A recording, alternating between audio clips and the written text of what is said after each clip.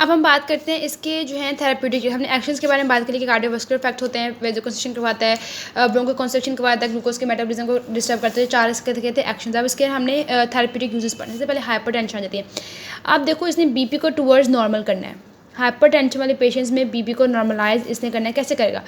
Cardiac output कम करके। Cardiac output कैसे कम करेगा? बीटा 1 को ब्लॉक करेगा। बीटा 1 को ब्लॉक करेगा तो कार्डियक आउटपुट, हार्ट रेट कम हो जाएगा, तो ब्लड प्रेशर जो है वो भी डाउन करेगा। ठीक है, इस तरह आपके पास ये करेगा। एक तो ये फंक्शन। सेकेंडली आपके पास किडनी पे एक्ट करेगा, वहाँ पे बीटा 1 होते हैं, और रेनिन की रिलीज़ को कम करवा देगा।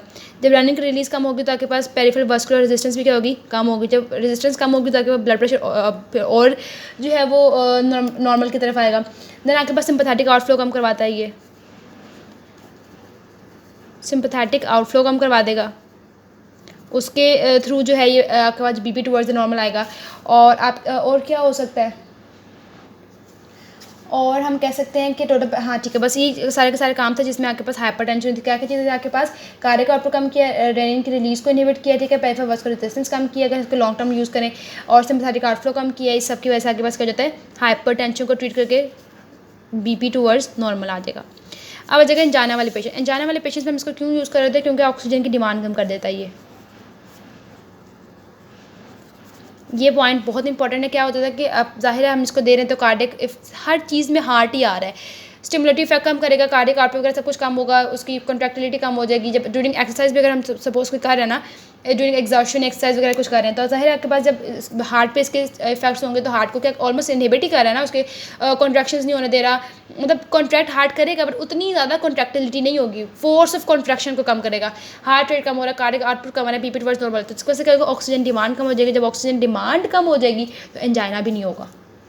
ठीक है, इस तरह आपके पास एंजाइना को ट्रीट कर, कौन से वाला angina? Chronic stable angina. Angina की भी टाइप्स होते हैं, जब हम सीवीएस पढ़ेंगे तब उसको भी देखेंगे। क्रॉनिक स्टेबल एंजाइना को ट्रीट करेगा इस तरह।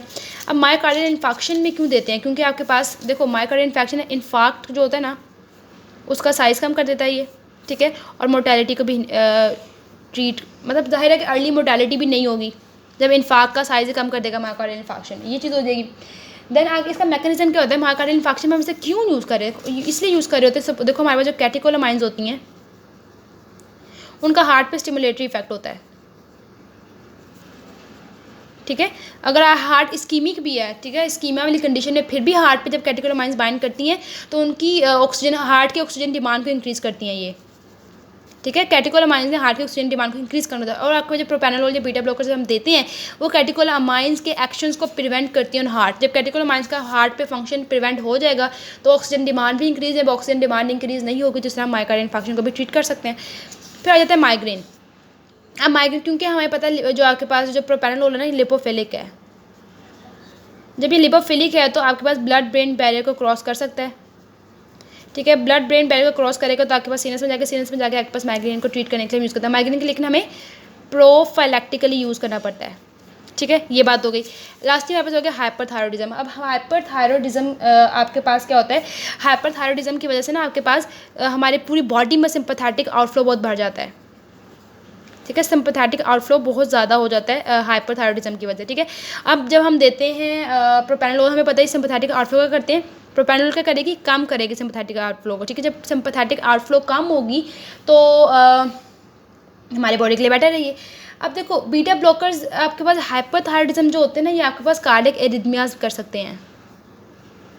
ये इंपॉर्टेंट पॉइंट है। हाइपरथायरॉयडिज्म हुई, जो इसके जो हार्मोन्स होते हैं ना, थायरॉक्सिन वगैरह, उनका डायरेक्ट हार्ट पे इफेक्ट होता है। ठीक है, एक तो उसकी वजह से जो एट्रियल फिब्रिलेशन वगैरह हो जाती है, और कुछ ये होता है कि आपके पास बॉडी की हाइपरथायरॉयडिज्म हो ना तो बेसल मेटाबॉलिक रेट बढ़ जाता है। जब बेसल मेटाबॉलिक रेट बढ़ेगा, जाहिर है कि हमारी बॉडी में ऑक्सीजन की डिमांड भी बढ़ेगी। ठीक है, जब ऑक्सीजन की डिमांड बढ़ेगी तो जाहिर है हमारे हार्ट जो है हमारा, उसको ज़्यादा से ज़्यादा पंपिंग करनी पड़ेगी। ज़्यादा से ज़्यादा जब पंप करेगा तो जाहिर है हार्ट है ना, फिर उसमें भी अबनॉर्मैलिटीज़ वगैरह हो सकती हैं, तो उसकी वजह से आपके पास एरिथमियाज हो जाते हैं। इसलिए हम क्या देते हैं हाइपरथायरॉयड के पेशेंट्स में?